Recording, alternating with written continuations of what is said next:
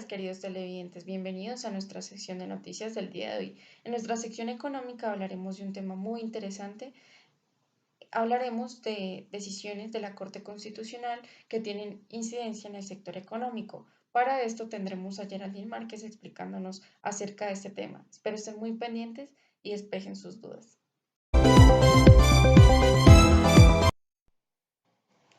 En esta ocasión les hablaré del análisis económico de la sentencia C-263 del 6 de abril de 2011. Actor Andrés Julián Estrado Tálvaro, magistrado ponente Jorge Ignacio Pretel Chalhub. En esta sentencia se demanda la inconstitucionalidad contra el parágrafo segundo del artículo 13 de la Ley 1101 de 2006, por la cual se modifica la Ley 300 de 1996, Ley General de Turismo, y el literal G del artículo 71 de la Ley 300 de 1996, por la cual se expide la Ley General de Turismo. En primer lugar, hablaré del contenido de los apartes demandados de los artículos 71 de la Ley 300 de 1996 y 13 de la Ley 1101 de 2006. La Ley 300 de 1996, Ley General de Turismo, en su artículo 61, creó el Registro Nacional de Turismo, una base de datos en la que deben inscribirse todos los prestadores de servicios turísticos que efectúen o que quieran efectuar sus operaciones en Colombia. El Ministerio de Comercio, Industria y Turismo asumió esta labor en primera medida. El artículo 71 prevé la prestación de servicios turísticos sin registro como una infracción sancionable con una multa de entre 5 y 50 salarios mínimos legales mensuales vigentes y una solicitud de cierre del establecimiento dirigida al respectivo alcalde distrital o municipal. Por su parte, el artículo 13 de la Ley 1101 de 2006 modificó el artículo 61 de la Ley 300 de 1996 de la siguiente manera. Primero, facultó al Ministerio de Comercio, Industria y Turismo para delegar la administración del registro de las cámaras de comercio, así como para el recaudo de la contribución para fiscal para la promoción del turismo creada en el artículo primero de la misma ley. Y segundo, dispuso la obligatoriedad de la inscripción en el registro como requisito previo y obligatorio para los establecimientos turísticos. El demandante considera que las disposiciones acusadas son inconstitucionales porque desconocen los principios de libertad económica y libertad de empresa consagrados en el artículo 333 de la Constitución Política. Considera que al legislador le está permitido limitar las garantías de la libertad económica y libertad de empresa solo mediante la exigencia de permisos previos o establecimiento de requisitos, siempre y cuando estos últimos no sean previos. Concluye además que el legislador excedió sus facultades al imponer un requisito con carácter previo que hace nugatorio el ejercicio de actividades turísticas mientras no se haga la inscripción en el referido registro.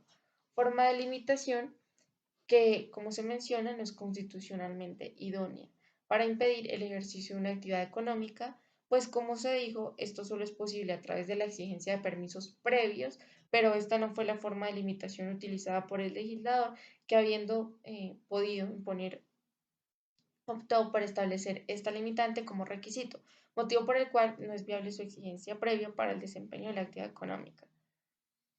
Eh, En cuanto a los alcances de las libertades económicas en la Constitución de 1991, esta Constitución, especialmente al adoptar un modelo de Estado social de derecho, introdujo un modelo de economía social de mercado, en el que de un lado se admite que la empresa es motor de desarrollo social.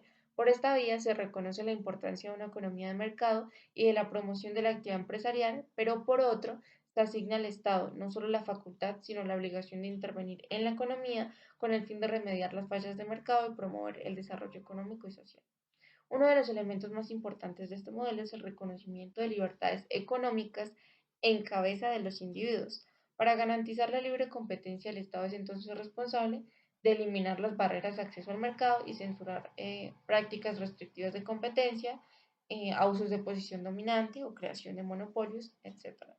Es deber del legislador definir los instrumentos de intervención en la economía, sus límites y la forma como las demás autoridades públicas pueden participar en la regulación de las actividades económicas. Sin embargo, el legislador no goza de absoluta discrecionalidad para limitar estas libertades. Según el artículo 333 constitucional, las libertades económicas solamente pueden ser restringidas cuando lo exija el interés social, el ambiente y el patrimonio cultural de la nación. En segundo lugar, la Corte suele apelar el juicio de proporcionalidad, mediante el cual se examina la finalidad de la medida, la idoneidad del medio elegido, su proporcionalidad en estricto sentido.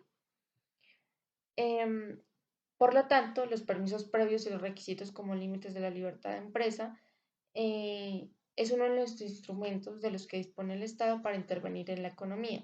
La Corte ha hablado de la imposición de estos requisitos para el ejercicio de actividades económicas siempre y cuando sean razonables y proporcionadas.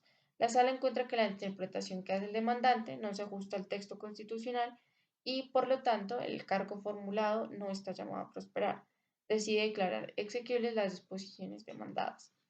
El análisis la influencia económica que tiene esta decisión es que implica una afectación económica porque impide el inicio de la actividad económica privada y desincentiva a los empresarios, conlleva a que se disminuya la inversión y la participación en este sector de la economía.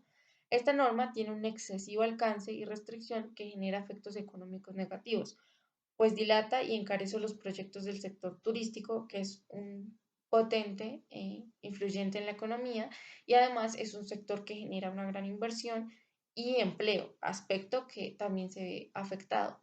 Como bien lo menciona la Corte, siguiendo la Constitución política, estas medidas son válidas siempre y cuando sean razonables y proporcionadas. El Estado es el responsable de eliminar las barreras de acceso al mercado y esta es una forma de limitación que no es idónea e impide el inicio y ejercicio de una actividad económica. Como se mencionó, el legislador no goza de absoluta discrecionalidad para limitar, porque éstas deben responder a ciertos criterios. Por tanto, debe examinar estrictamente la finalidad de la medida y su idoneidad. Es claro que no hay criterios o prioridades claras para esta determinación. Además, en la práctica es evidente que estos requisitos son complejos de concretar, ya que son dispendiosos, costosos y también porque en su mayoría, que es lo más frecuente, esos permisos son otorgados a privilegiados, limitando así a nuevos partícipes en este sector. De esta manera, se está desincentivando a los interesados eh, en ejercer este tipo de actividades y formar parte de este sector económico al exigir pues este tipo de requisitos que si bien son necesarios, los adoptados en esta ocasión no son los idóneos o no se están implementando de la manera adecuada, pues es posible estudiar la posibilidad de otros medios a los cuales se puede recurrir para controlar esta actividad económica y que por el contrario de aumentar, disminuyan los costos de transacción de los proyectos empresariales en este sector o al menos haciendo que los requisitos de inscripción eh, para iniciar esta actividad sean más sencillos y se implementen de manera imparcial, que es lo más importante. Pues si se continúa con esto, habrá menos empresas y las pocas empresas tendrán un alto poder de mercado. Por otro lado, la medida de que el Ministerio de Comercio, Industria y Turismo solicite a las alcaldías distritales y municipales el cierre temporal eh, inmediato de los establecimientos turísticos hasta tanto los prestadores acrediten estos requisitos o hayan cumplido con la actualización de estos. Es una mm, es desmedida porque el cierre de un establecimiento de comercio conlleva grandes afectaciones económicas. Existe la posibilidad de medidas más flexibles que no generen tal sacrificio ya que en este caso pues no son las necesarias, de pronto en otros casos como medidas de sanidad o algo así, sí se puede cerrar el establecimiento, pero en estos casos como que no es la idónea. Entonces, estas medidas deben ser analizadas por el legislador y también por la Corte en sus controles de constitucionalidad. Así se puede evidenciar los efectos micro y macroeconómicos de la presente decisión en cuanto a la reducción del número de empresas, reducción de la inversión en este sector de la economía, que además afecta el desempleo y el incremento desmesurado en los costos de transacción. Se deben minimizar estas barreras de entrada y adoptar medidas asequibles y flexibles, pero además ejercer una correcta vigilancia frente a la implementación de estas.